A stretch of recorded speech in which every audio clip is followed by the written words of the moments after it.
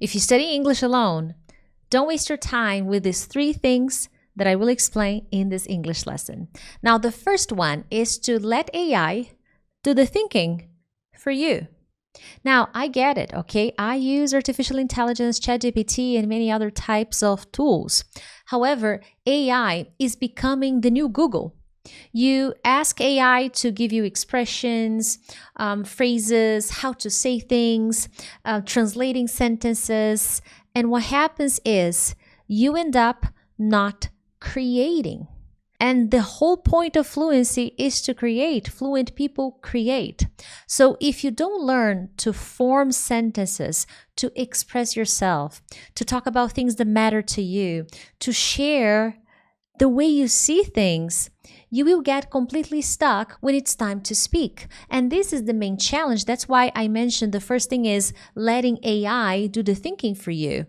And this is what unfortunately happens. We don't create the sentences, we translate them. We ask ChatGPT to take a look and fix the sentence for us. We don't do a lot of the processing that is required to speak. And what happens when you need to have a conversation with someone in the real world? Your processing time slows down even more because of your habits when you're studying.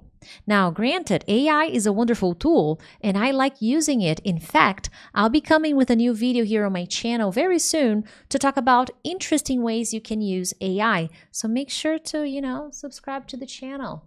That's actually a very good idea, by the way. But hey, the point is, use AI wisely. It is a wonderful tool. There are better ways to use it. And don't transfer the responsibility of achieving fluency to the machine. Because if you constantly ask it to translate everything, fix every sentence, you will slow down. And I think that's my main concern with letting AI do the thinking for you. You need to be able to process information, understand definitions and explanations, and not let the machine do that for you, okay? Now, the second thing that you shouldn't be wasting so much time on is relying on subtitles forever. Nowadays, Reels, Shorts, TikTok videos, TED Talks, and so many other materials online provide subtitles. They come with subtitles. It's almost inevitable. And nowadays you can even find resources where you change the person's voice to your native language, to Spanish, Italian. It's getting so much easier to listen to content these days. However, what happens is if you're listening to something in English while you're looking at the subtitles, what you end up happening is reading.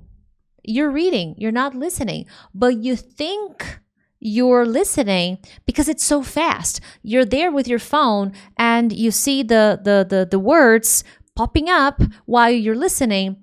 And what happens is you're not even paying attention to the content you're listening. You think you're recognizing the words because of your listening comprehension, but it's actually the reading experience that is getting more, that is standing out. That's actually what I wanted to say. Now, don't get me wrong, subtitles serve a purpose. I use subtitles with my students. I actually use transcription of audio materials with my students because I know they can be very useful. Nevertheless, if your listening routine revolves around watching videos, listening to podcasts, always following the subtitles or the transcription, don't expect your listening comprehension to improve.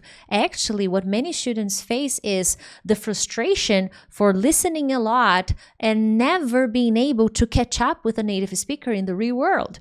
The telephone rings and you don't know how to speak. You don't feel confident because you don't feel like you can understand everything. Job interviews or movies, and if you turn on the subtitles, your nightmare begins. And it all boils down to the process you're following, to the routine you're following. Because nowadays it is very convenient to find videos with subtitles all the time. Even on my channel, on my social media, TikTok, Instagram, all my videos have subtitles. And it is so much easier to understand me. Now here on YouTube, I have the numbers and most people turn on the automatic subtitles, which is fine, no problems. However, in the long run, if you want to improve your listening comprehension, you need to have a better routine.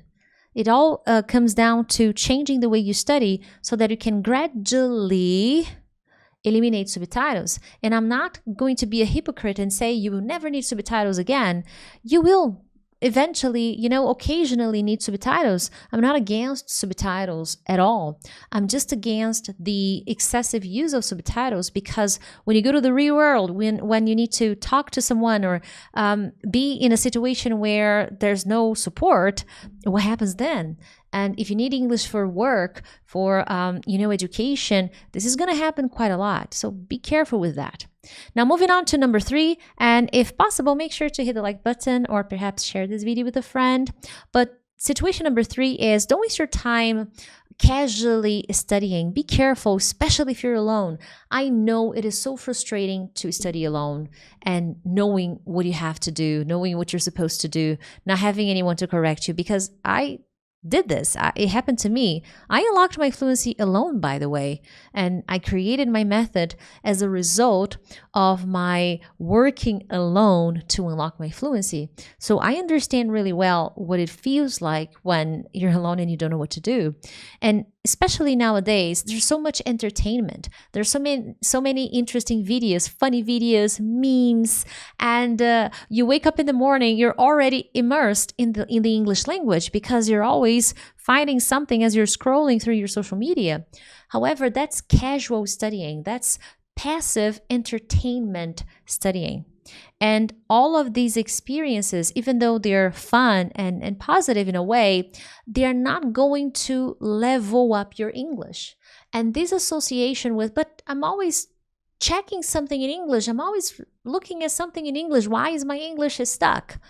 Because you're lacking a plan. You're lacking a routine. This is something that I talk about with my students in my programs, in my courses, because passive learning, casually studying, will not result in better vocabulary skills, better listening skills, better reading, writing, and speaking skills. You need a proper plan. You need to change the way you study. And we need to separate when it is fun time, time to just casually scroll through social media and have a good time, have a good laugh, and the time when you actually follow a more structured plan that will challenge your English level, that will make you think, that will make you process information, that will slow you down a little because it is a study time.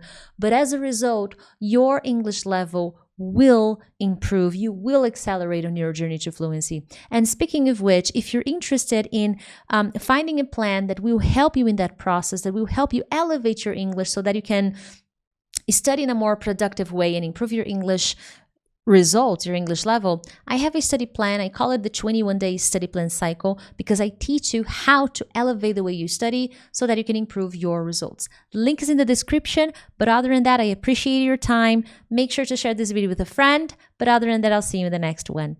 Bye.